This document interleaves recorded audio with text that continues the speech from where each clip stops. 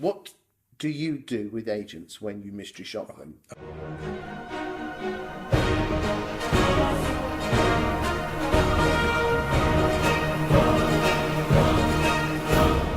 Okay, so obviously some of our clients want us to, and it's part of our package. And they want us to. Other agents ask us to mystery shop. We mystery shop. We then recommend a training plan based on what we found. Because different firms need different training. They've got, different companies got different models. Different companies got different styles, which we understand, but they should all have the same structure. They should all want to be world class, shouldn't they? Should do. They should all want to be marvellous on that first call. Those weren't marvellous, were they? I tell you what, those phone calls were disgusting. Disgusting. It's sad, but true. So what we say is to agents, let us do some mystery calls for you. Yeah? You tell us what you want us to be. Give us a brief. We'll be a vendor. We'll be a landlord. We'll be a tenant. We'll be a buyer. We'll then do the call. We'll review the call for you, send it to you, but on the basis that we're going to come along and meet you and make a recommendation based on what we've found. So it's not a witch hunt. God, you're joking. I mean, sometimes we're sending them tapes saying, you've got a star, give her a bottle of wine. We did one the other week. I can't remember who it was. Honestly, I can't. And we said it was one of the best calls we'd ever heard.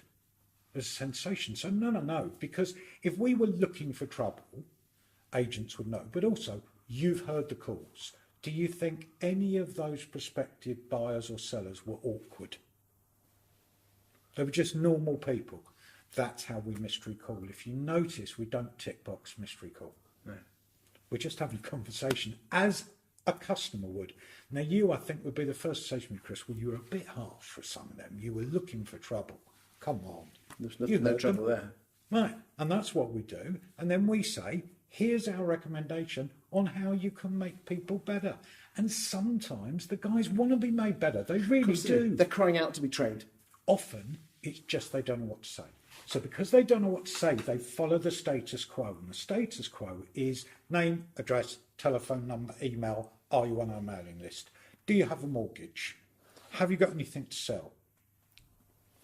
The customers are sick of it. Now, if that's the service you're going to offer, and maybe that's on an MA or VAL or to a buyer, then the customer, if you're all offering that, aren't you driving the customers to hybrid? Yes, you are. Aren't you driving them to cheap? Call centre estate agents. Well, if you're all going to be poor to average, most customers will go, well, in that case, I'll go for the cheapest. Agreed? Indeed. If you're all going to be if you're all the that, same, you're all homogenised, you're all the same, I'll pay the least. systemised, commoditised, yeah. We have a client in Tunbridge Wells. She charges 2.5%. Wow.